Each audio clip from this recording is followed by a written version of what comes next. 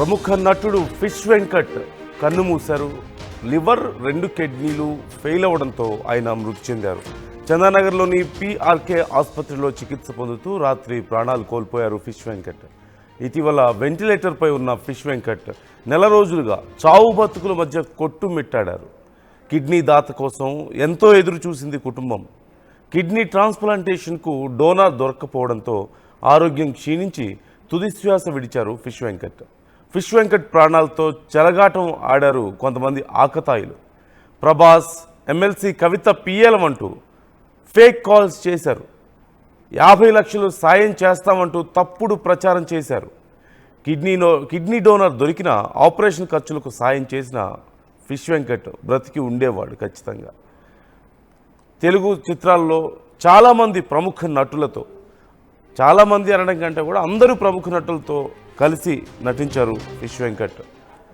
Character ఆర్టిస్ట్గా, ఒక విలన్గా, కమెడియన్గా, ఇలా చాలా పాత్రల్లో తనకంటూ ఒక ప్రత్యేక గుర్తింపు ఉంది. అందరూ పెద్ద హీరోలతోనూ పనిచేసిన అనుభవం ఉంది. సుదీర్ఘంగా సినిమా ఇండస్ట్రీతోనే కొనసాగుతూ వచ్చారు ఫిష్ వెంకట్. అయితే చివరి రోజుల్లో మాత్రం ఒక రకంగా అనాథగా వెళ్ళిపోయారనే చెప్పాలి. అంటే కుటుంబం తోడుంది, అనాథ అని నేను ఎందుకు అనాల్సి వస్తుంది అంటే ఒక రకమైనటువంటి బాధ. సినిమా ఇండస్ట్రీ అనే కుటుంబం మాత్రం ఆయనకి తోడుగా నిలబడలేకపోయింది అనే పచ్చి నిజం. ఆయనకు కొన్ని ఫేక్ కాల్స్ వచ్చాయి, కొంతమంది దుర్మార్గులు. ఇంతకంటే మనిషిలో క్రూరత్వం ఇంకేముంటుంది? బెడ్ మీద ఉండి హాస్పిటల్లో 2 కిడ్నీలు పోయి లివర్ సమస్యతో బాధపడుతూ ఏ క్షణంలో ఏం జరుగుతుందో తెలియక కుటుంబం ఆందోళన చెందుతుంటే కొంతమందికి అది హాస్యాస్పదంగా అనిపించింది. ఆ పరిస్థితి, వారి కుటుంబం ఎమోషన్స్తో ఆడుకోవడం వారికి సరదా అనిపించింది. ఫేక్ కాల్స్ చేసి మేము ప్రభాస్ ఆఫీస్ నుంచి చేస్తున్నాం, మేము ఎమ్మెల్సీ కవిత ఆఫీస్ నుంచి ఫోన్ చేస్తున్నాం, మేము 50 లక్షలు ఇస్తాం, 60 లక్షలు ఇస్తామంటూ ఫేక్ కాల్స్ చేసి వారి కుటుంబ సభ్యుల్ని ఆశపెట్టి, వాళ్ళ కూతురు అనుకుంది, ఆహా ఇంకా మా నాన్న బ్రతుకుతాడు, నాకు ఇంకే సమస్య ఉండదు అనుకుంది, మా నాన్న తిరిగి ఇంటికి వస్తాడు అని ఆశపడింది. ఆయన భార్య అనుకుంది, ఆయన కుటుంబ సభ్యులు అనుకున్నారు, మా వెంకట్ ఇంకా తిరిగి వస్తాడు, ఎప్పటిలాగా సినిమాలు చేస్తాడు అని. కానీ అది ఫేక్ కాల్ అని తెలిసిన రోజు వాళ్ళు పడ్డ బాధ వర్ణనాతీతం. ఆర్టీవీకి ఫోన్ చేశారు, వాళ్ళు ఆర్టీవీతో మాట్లాడారు, కన్నీటి పర్యంతమయ్యారు. మేము ఇంత బాధలో ఉంటే మాకు ఫేక్ కాల్స్ చేసి మా ఎమోషన్స్తో ఆడుకుంటారా? ఇది సమంజసమేనా? అసలు ఇది మానవత్వమేనా అంటూ వాళ్ళు ప్రశ్నించారు. ఆర్టీవీ కూడా దీనికి సంబంధించి ప్రశ్నించింది. నేనే స్టూడియో నుండి కాల్స్ చేశాను ఆ ఫేక్ నంబర్స్కి.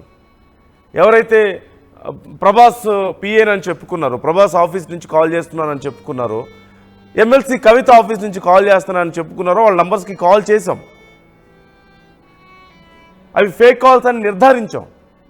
ఇంతకంటే దుర్మార్గం ఇంకేమైనా ఉంటుందా? ఒక మనిషి చావు బ్రతుకుల మధ్య ఉంటే వాళ్ళ కుటుంబం ఎమోషన్స్తో ఆడుకుంటారా? ఇదొక సమస్య అయితే, మరొక ముఖ్యమైన అంశం సినిమా ఇండస్ట్రీ. సినిమా ఇండస్ట్రీని సాయం అర్థించాలే తప్ప డిమాండ్ చేయలేం, అది ఒప్పుకోవాల్సిన విషయమే. మీరు మాకు సాయం చేయండి అని మనం వాళ్ళని అడగగలుగుతామే తప్ప, ఆశించగలుగుతామే తప్ప ఆదేశించలేం. ఖచ్చితంగా ఎవరైనా అంతే. కానీ సినిమా కుటుంబం అని చెప్పుకుంటూ, సినిమా ఒకరికొకరికి తోడుంటుంది అని చెప్పుకుంటూ, మిగతా రంగాలకి, బయట ప్రపంచానికి నీతి సూక్తులు వల్లవేస్తూ, మరి సినిమా కుటుంబంలోని ఒక వ్యక్తే, తమ కుటుంబంలోనే ఒక వ్యక్తే 2 నెలలుగా అలా హాస్పిటల్లో కిడ్నీలు పాడైపోయి లివర్ సమస్యతో ఇవాళ రేపా అన్నట్లుగా వెంటిలేటర్ మీద బ్రతుకుతూ ఉంటే కొంతమంది చిన్న చిన్న ఆర్టిస్టులు వచ్చి చూశారు, వాళ్ళు చేయగలిగిన సాయం వాళ్ళు చేశారు. కానీ మహా అయితే 50 లక్షలు ఒక సినిమాకి కోట్ల రూపాయలు, 100 కోట్లు ఖర్చు పెడుతున్న సినిమా ఇండస్ట్రీ, అలాంటి సినిమాలు సంవత్సరంలో 100 సినిమాలను రిలీజ్ చేయగలుగుతున్న సినిమా ఇండస్ట్రీ ఒకరికొకరు సినిమా షూటింగుల్లో కలుసుకుంటే కుటుంబ సభ్యుల కంటే ఆప్యాయతగా పలకరించుకొని ఇక మా అంత క్లోజ్ ఎవరు ఉండరు, మేమే ఒకరికొకరు అని చెప్పుకునే సినిమా ఇండస్ట్రీ అలా డెత్ బెడ్ మీద ఇవాళ రేపా ఏ క్షణంలో ఏం జరుగుతుందో తెలియదు అన్న పరిస్థితుల్లో ఉండి నోట మాట రాక కదలలేక కుటుంబ సభ్యులు నానా అవస్థలు పడుతుంటే కనీసం పలకరించడానికి కూడా దిక్కులేని పరిస్థితుల్లో అలాగే వదిలేశారు. కనీసం మాట్లాడడానికి ఎవరు వచ్చిన వాళ్ళు లేరు. చిన్న చిన్న ఆర్టిస్టులు వచ్చారు, వాళ్ళు ఏం చేయగలుగుతారు, ఎంత చేయగలుగుతారు? వాళ్ళు కష్టపడి సంపాదించుకునేది వాళ్ళ కుటుంబాలు నడవడానికే సరిపోవే. వాళ్ళు ఏం చేయగలుగుతారు, ఎంత చేయగలుగుతారు? పెద్ద పెద్ద ఆర్టిస్టులు చాలామంది ఉన్నారు, మా అసోసియేషన్ ఉంది, మేము ఈ అంశాన్ని కూడా అడ్రస్ చేశాం. ఫిష్ వెంకట్కు మా అసోసియేషన్లో మెంబర్షిప్ లేదు అన్నారు. ఓకే, కానీ ఆయన సీనియర్ నటుడేగా, మీ కుటుంబంలో ఒక మనిషే కదా. మెంబర్షిప్ లేనంత మాత్రాన ఆదుకోవడానికి అర్హుడు కాదా? ఆయన ప్రాణాలకు విలువ ఉండవా? మీకు జాలి రాలేదా ఆయన మీద? మీతో పాటు కలిసి పనిచేశాడు కదా, ఎన్నో సంవత్సరాలుగా మీతో పాటు కలిసి పనిచేస్తున్నాడు, ప్రయాణం చేస్తున్నాడు కదా. ఎంతోమంది పెద్ద పెద్ద ప్రొడ్యూసర్లు ఉన్నారు, పెద్ద పెద్ద హీరోలు ఉన్నారు, రోజుకి కోట్ల రూపాయలు ఖర్చు పెట్టే ప్రొడ్యూసర్లు, కోట్ల రూపాయలు తీసుకునే ప్రొడ్యూసర్లు ఉన్నారు కదా. సరే, అందరూ ఒక్కరే పెట్టుకోలేకపోయారా? 50 లక్షలు తలా 1 లక్ష రూపాయలు వేసుకోలేకపోయారా? ఎంత? మీరు ఒక డిన్నర్కి వెళ్తే అయ్యే అంత ఖర్చు, మీరు ఒక చిన్న మందు పార్టీ చేసుకుంటే అంత కూడా అవ్వదేమో. అంత తక్కువ అమౌంట్తో అయితే అవ్వదు కదా, లక్షల్లో ఖర్చు పెడతారు కదా. తలా 1 లక్ష రూపాయలు వేసుకోలేకపోయారా? ఇక్కడ అతిపెద్ద సమస్య 1 లక్ష రూపాయలు ఇవ్వలేకపోవడం కాదు.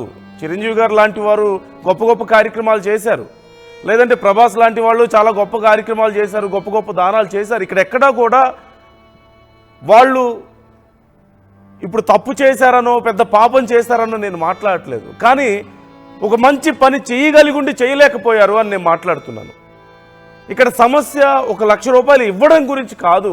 ఒక్కొక్క మనిషికి ప్రాపర్ కోఆర్డినేషన్ లేకపోవడం, ఇనిషియేషన్ తీసుకునే వాళ్ళు లేకపోవడం. అంటే ఇలా అంటున్నందుకు అది కొంచెం కరుకుగా ఉండుండొచ్చేమో. మేబీ ఫిష్ వెంకట్కు ఏమైనా మీరు హెల్ప్ చేస్తే తగినంత గుర్తింపు రాదని ముందుకు రాలేకపోయారా కొంతమంది? చిన్న చిన్న విషయాలకి హడావుడి చేస్తారు కదా బాగానే.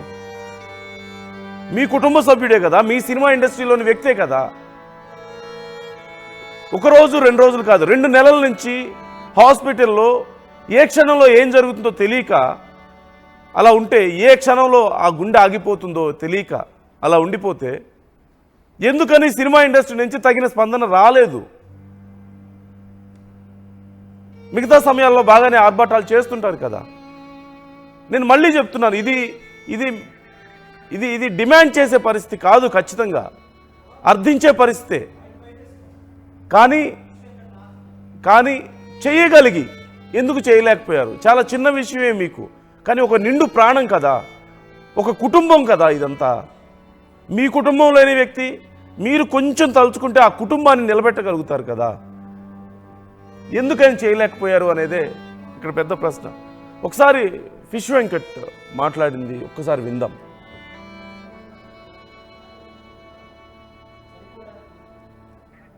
ఫిష్ వెంకట్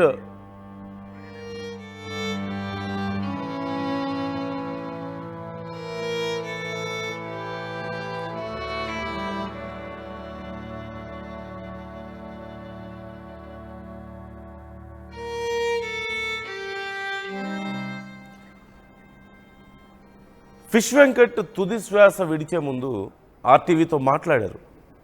ఆయన ఏం మాట్లాడారో ఒకసారి విందాం. బాగుందా? మంచిగా ఉంది ఆరోగ్యం? ఎలా ఉంది? మాట్లాడండి. మంచిగా ఉందా ఆరోగ్యం? బాలేదా? బాలే. సో చూసుకోవచ్చు, కొంచెం మాట్లాడలేని పొజిషన్లో అయితే ఉన్నారు. అన్న ఎలా ఉంది? బాగుందా? మంచిగా ఉంది ఆరోగ్యం? ఎలా ఉంది? మాట్లాడండి. మంచిగా ఉందా ఆరోగ్యం? బాలేదా? బాలే. సో చూసుకోవచ్చు, కొంచెం మాట్లాడలేని పొజిషన్లో అయితే ఉన్నారు అన్న. అది పరిస్థితి. కనీసం నోట మాట రాని పరిస్థితుల్లో 2 నెలల పాటు ఆయన బెడ్ మీద ఉండి, వెంటిలేటర్ మీద ఉండి, రోజుకి కుటుంబం వేలకు వేలు ఖర్చు పెట్టాల్సి వచ్చి తమ దగ్గర పెట్టడానికి లేక నానా అవస్థలు పడుతూ అర్థించారు. సినిమా ఇండస్ట్రీ నుంచి మాకు దయచేసి సాయం చేయండి, ఇదే సినిమా ఇండస్ట్రీలో ఉన్నారు నా తండ్రి అని ఆ కూతురు అర్థించింది, ఆ కుటుంబం అర్థించింది. కానీ వారి మీద పాపం జాలి కలగలేదు సినిమా ఇండస్ట్రీకి. ఎందుకని? మా ప్రతినిధి రవిచంద్ర మనతో జాయిన్ అవుతున్నారు. రవిచంద్ర గారిని అడిగి ఒకసారి డీటెయిల్స్ తెలుసుకుందాం. అసలు అక్కడ ఆ అసోసియేషన్ నుంచి కావచ్చు, అసోసియేషన్ సంబంధించిన సంక్షేమ పథకాల నుంచి ఆయనకి డబ్బులు అందలేదు. సో కొంత మేరకు మాత్రమే ఆయనకి ఆర్థిక సహాయం అయితే లభించింది.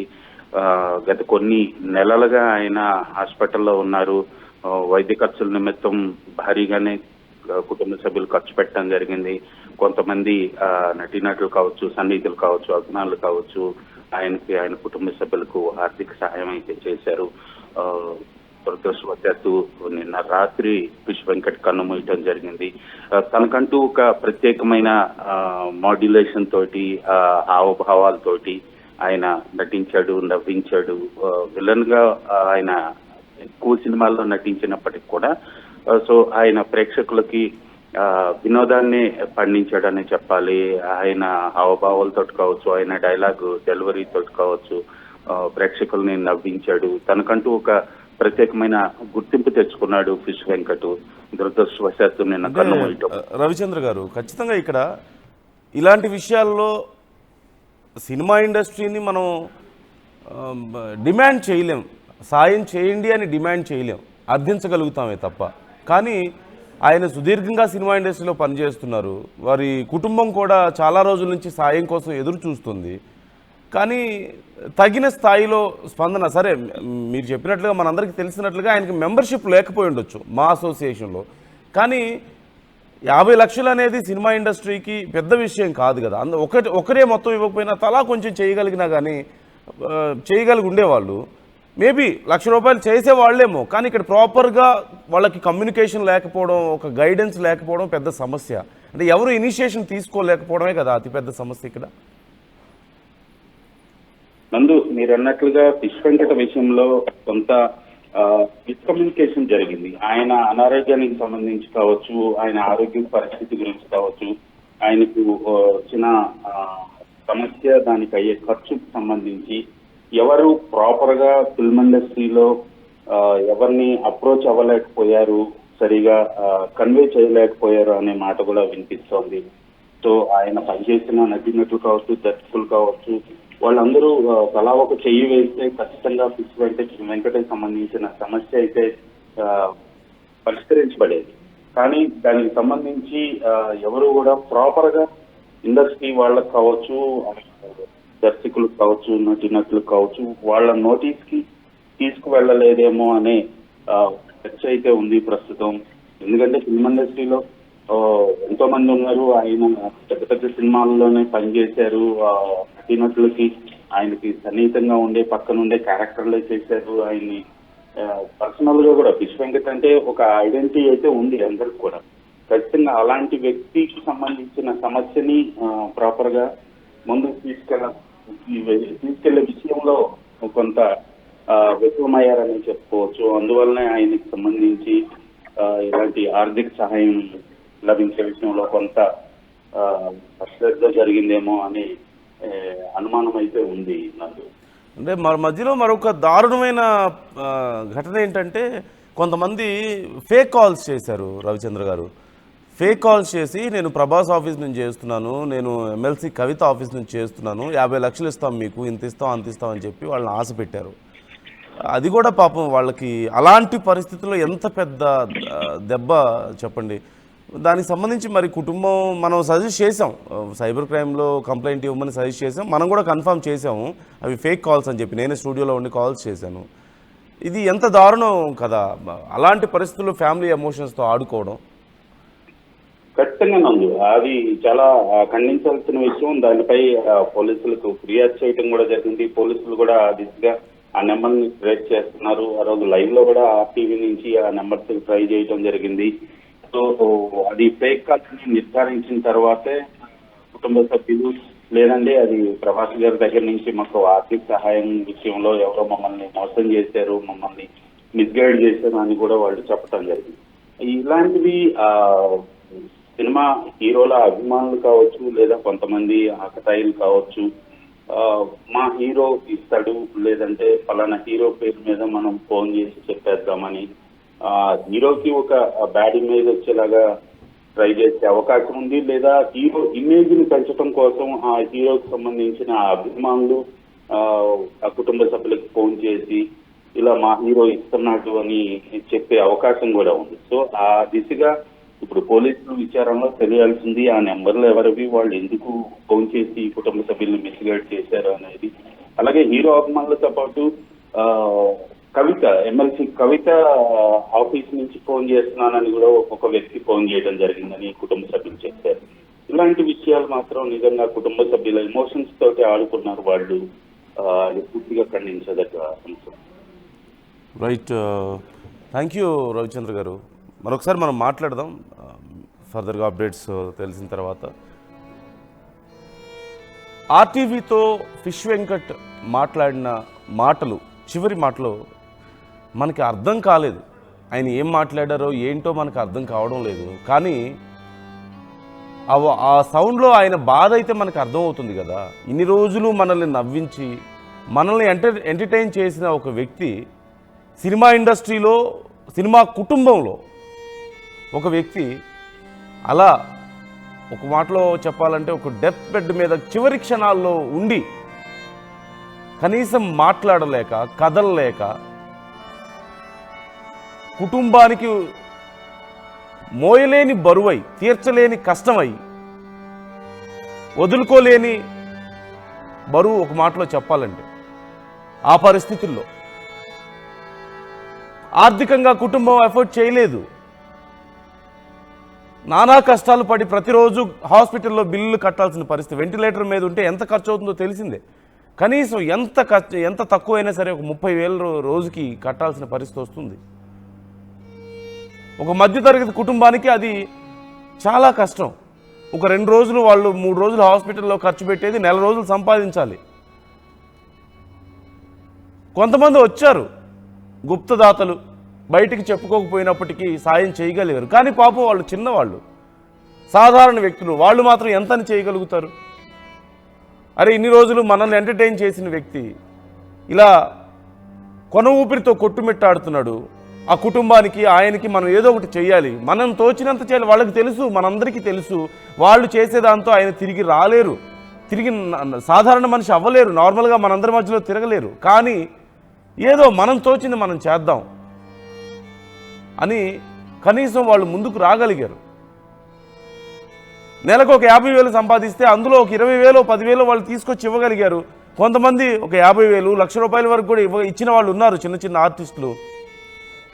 కానీ కోట్లు బిజినెస్ చేస్తున్న సినిమా ఇండస్ట్రీలో 2 నెలల నుంచి ఒక 50 లక్షలు ఇచ్చి ఒక వ్యక్తిని కాపాడుకోలేని పరిస్థితుల్లో సినిమా ఇండస్ట్రీ ఉందా? ఆ మాత్రం కనికరం రాలేదా తమ తోటి ఆర్టిస్ట్ మీద? అదే షూటింగ్లో తమతో కలిసి సరదాగా ఉన్న వ్యక్తే కదా, కలిసి నటించిన వ్యక్తే కదా, కలిసి భోంచేసి కలిసి తిరిగి సరదాగా నవ్వుతూ మాట్లాడుకున్న వ్యక్తే కదా. మా సినిమా కుటుంబం అంటారు కదా, కుటుంబంలో ఒక వ్యక్తి మరి ఇలా ఉంటే ఆ కుటుంబానికి కనికరం కలగలేదా?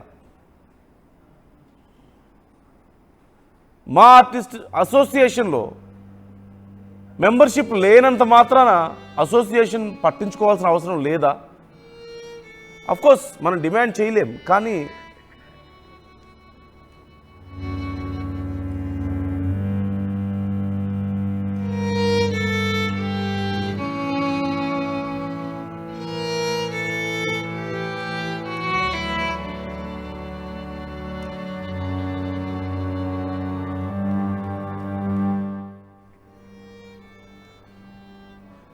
మరొకసారి నేను చెప్పేది ఒక్కటే,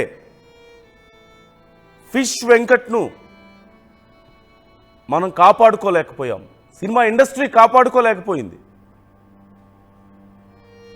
ఆయన ప్రాణాలు పోవడానికి మీరే కారణం అని నేను చెప్పను, కానీ పోతుంటే ఏమీ చేయలేకపోయారు, మీరు కాపాడుకోలేకపోయారు, మీ కుటుంబ సభ్యుడిని మీరు కాపాడుకోలేకపోయారు. ఇదైతే నిజం. కొంచెం జాలి చూపించుండాల్సిందే మా కుటుంబం మీద, మీ సహచర నటుడి మీద కొద్దిపాటి జాలి ఆయన జీవితాన్ని నిలబెట్టేది, ఒక కుటుంబాన్ని నిలబెట్టగలిగుండేది. మీ మధ్య మళ్ళీ నవ్వుతూ తిరగగలిగేవాడు, షూటింగ్లో రాగలిగేవాడు, మనల్ని అందరినీ ఎంటర్టైన్ చేయగలిగేవాడు. కానీ ఇది ఒక వార్నింగ్ సినిమా ఇండస్ట్రీలో ఆర్టిస్టులకి, చిన్నవాళ్ళైనా పెద్దవాళ్ళైనా. It's a warning. మా ఆర్టిస్ట్ అసోసియేషన్ లాంటి అసోసియేషన్స్ ఉంటే, వాటిలో గుర్తింపు పొందినటువంటి అసోసియేషన్స్లో ఖచ్చితంగా ఒక మెంబర్షిప్ తీసుకోండి. పెద్దవాళ్ళైనా సరే, సినిమా ఇండస్ట్రీలో ఎప్పుడు ఏ క్షణంలో ఎలా ఉంటుందో చెప్పలేం పరిస్థితులు. సినిమా ఇండస్ట్రీలో కేవలం టాలెంట్ ఉంటే సరిపోదు, లక్ కూడా ఉండాలి. One of the most complex system cinema industry అనేది. ఎవరు ఎప్పుడు పైకి వెళ్తారో, ఎవరు ఎప్పుడు కింద పడతారో తెలియదు, ఎవరి జీవితాలు ఎప్పుడు ఎటు తల్ల కిందులు అవుతాయో తెలియదు. ఇవాళ బాగానే ఉండొచ్చు, సంపాదిస్తుండొచ్చు, రోజుకి 1,00,000, 2 లక్షలు, 3 లక్షలు, 10 లక్షలు తీసుకునే ఆర్టిస్టులు అయినా సరే ఖచ్చితంగా ఇలాంటి కొన్ని సంస్థలతో అసోసియేట్ అవ్వండి. అసోసియేషన్స్తో మీరు కూడా అసోసియేట్ అవ్వండి. ఒక మెంబర్షిప్ కార్డు తీసుకోండి. ఫిష్ వెంకట్ చేసిన తప్పు మీరు చేయొద్దు. అదే ఫిష్ వెంకట్కి ఒక మెంబర్షిప్ ఉండుంటే డిమాండ్ చేయగలిగే వాళ్ళు, కుటుంబ సభ్యులైనా సరే, ఫిష్ వెంకట్ తరపున మేమైనా సరే డిమాండ్ చేసేవాళ్ళం. కానీ ఇప్పుడు అర్థించడం తప్ప ఏమీ చేయలేం కదా. మరి అర్థించినా ఇది సినిమా ఇండస్ట్రీకి పెద్ద సాయం కాకపోయినా ఎందుకు మరి సినిమా ఇండస్ట్రీలో చలనం రాలేదో తెలీదు. చేయడానికి వాళ్ళు రెడీగా ఉన్నా సరిగా కోఆర్డినేట్ చేసుకోలేకపోయారేమో. అన్ఫార్చునేట్లీ ఫిష్ వెంకట్ను కోల్పోయారు. ఫిష్ వెంకట్ లాంటి మీ సహచర నటుడిని మీరు కాపాడుకోలేకపోయారు. ఫిష్ వెంకట్ మృతికి మీరు కారణం అని చెప్పట్లేదు, కానీ ఆ విషయంలో ఆయన కాపాడుకోవడంలో మాత్రం మీరు ఫెయిల్ అయ్యారు. ఒక కుటుంబంగా చెప్పుకునేవాళ్ళుగా ఫెయిల్ అయ్యారు. మిగతా ఆర్టిస్టులకి, సినిమా ఇండస్ట్రీలో పనిచేసే వాళ్ళకి ఏ డిపార్ట్మెంట్ అయినా సరే, అది నటులైనా సరే, కెమెరామెన్లా, డైరెక్టర్లా, మ్యూజిక్ డైరెక్టర్లా, లేకపోతే లైట్ మ్యాన్లా, ఏ డిపార్ట్మెంట్ అయినా సరే 24 క్రాఫ్ట్స్లో ప్రతి క్రాఫ్ట్ ఖచ్చితంగా ప్రతి వ్యక్తి ఏదో ఒక అసోసియేషన్లో మీరు కూడా మెంబర్షిప్ తీసుకోండి. రేపన్న రోజున ఇలాంటి ఒక పరిస్థితి వస్తే మీకు కనీసం ఏదో ఒక సాయం అందుతుంది. మోస్ట్ అన్ప్రిడిక్టబుల్ లైఫ్ సినిమా ఇండస్ట్రీలో ఉంటుంది. చెప్పలేం. ఈరోజు మీ దగ్గర కోట్లున్నా, ఈరోజు ఎంత సంపాదించినా, ఎంత ఫేమ్ ఉన్నా, 4 నెలలు తిరిగేసరికి మీ పరిస్థితి ఎలా ఉంటుంది ఎవరూ చెప్పలేరు. ఇలాంటి పరిస్థితి మీకు రాకూడదు అనుకుంటే it's a warning from the RTV మిమ్మల్ని వార్న్ చేస్తుంది. ఖచ్చితంగా ఎక్కడో ఒక చోట మెంబర్షిప్ తీసుకోండి. మీరు నిజంగా సినిమా ఇండస్ట్రీలో కుటుంబ సభ్యులు అని మీరు ఫీల్ అయితే ఏదో ఒక గుర్తింపు పొందండి. మేము ఈ కుటుంబంలో సభ్యులు అని చెప్పుకోవడానికి ఒక గుర్తింపు కార్డు ఉండాలి. అన్ఫార్చునేట్లీ అది పొందండి. మీ జీవితానికి కూడా ఒక చిన్న భరోసా ఖచ్చితంగా వస్తుంది. ఫిష్ వెంకట్ కుటుంబ సభ్యులు ఇప్పుడు శోకసంద్రంలో మునిగిపోయారు. ఆయనకి కొద్దిపాటి ఫ్యాన్ బేస్ ఉంది, ఆయనంటే అభిమానించే వాళ్ళు ఉన్నారు. సినిమా ఇండస్ట్రీలో ఆయనకంటూ కొంతమంది ఫ్రెండ్స్ ఉన్నారు. వాళ్ళు ఆయన్ని చూడడానికి, అక్కడ ఆయన పార్థివ దేహాన్ని చూడడానికి వెళ్తున్నారు. కుటుంబ సభ్యులను ఓదారుస్తున్నారు. ఆయన కుటుంబ సభ్యులు ఏమంటున్నారు, వాళ్ళ పరిస్థితి ఏంటో చివరి రోజుల్లో, ప్రస్తుతం వాళ్ళ పరిస్థితి ఏంటో వాళ్ళ మాటల్లోనే విందాం. జ్వరం మంచిగా ఇప్పుడు ఇంటికి వెళ్ళిపోతుంటాడు. ఛాన్స్ లేదు, ఎవరు ఇవ్వడానికి ముందు రావట్లేదు. ఫ్యామిలీలో ఓ పాజిటివ్ వాళ్ళం లేమంటే అందరిది, మమ్మీది నాది అందరిది బి పాజిటివ్ ఉంది. డాడీ వాళ్ళ తమ్మును ఓ పాజిటివ్ ఉంది, కానీ సెట్ అవ్వదు. కొంచెం వాళ్ళకి కూడా కొంచెం హెల్త్ ఇష్యూస్ ఉన్నాయి అనమాట ఇంట్లో. అట్లా ఇప్పుడు ఎవరైనా గతంలో టాలీవుడ్ నుంచి అనేక మంది స్పందించారు, మాట్లాడారు, కొంతమంది డబ్బులు పంపించారు ఫోన్పే, గూగుల్ పే నుంచి. ఇప్పుడు ఎవరైనా స్పందిస్తున్నారు? ఇప్పటిదాకా తెలియదు మేడం. ఎవరు మాట్లాడారు? ఇప్పుడైతే మా అప్పుడు చేసారు ఏమో. ఇండస్ట్రీ నుంచి అయితే ఇప్పటి వరకు ఒక కాల్ అయితే రాలేదండి ఇంకా మాకైతే. అంటే ఎన్నో గొప్ప గొప్ప సినిమాలు చేశారు, మంచి మంచి సినిమాలు క్యారెక్టర్స్ చేసిన వ్యక్తి. ఖచ్చితంగా అప్పుడు చాలా మంది చేసేది ఫోను, ఇంక ఇప్పుడే ఇంకొకరు చేయలేదు. అప్పుడు చాలా మంది చేసేది ఫోన్లు. ఇక మా హాస్పిటల్ ఉన్నాం కదా అని చెప్పి మేము ఎక్కువ పట్టించుకోలేము. వీళ్ళు చూస్తారు ఎంత ఖర్చు అవుతుంది అంటున్నారు కిడ్నీ ట్రాన్స్ప్లాంట్కి? ఏం చెప్తున్నారు అసలు? కిడ్నీకి అయితే 50 లక్షలు ఆడుతున్నాం బయట, 50 ఆడుతుర్రు. ఇంకా డాక్టర్లు ఏమంటారో ఏమో మరి. దాతలు ఎవరైనా వస్తున్నారా ముందుకు, మేము డబ్బులు ఇస్తాం లేదంటే మేము కిడ్నీ సాయం చేస్తామని ఇస్తే వస్తా అంటారు, కానీ ఫ్రీగా డబ్బులు ఇస్తే వస్తామంటారు. చేస్తాం. ఎవరైనా మీకు డబ్బులు ఇస్తాము, మేము కిడ్నీ ఏమైనా హెల్ప్ చేస్తాం, డోనర్. మాట్లేం నన్ను ఆర్థిక పరిస్థితి కూడా మీది బాగాలేదు, అస్సలు నాకు కూడా చేపించుకునే పొజిషన్లో ఉన్నారా? లేదండి, చేయించుకునే పొజిషన్ అయితే లేదు.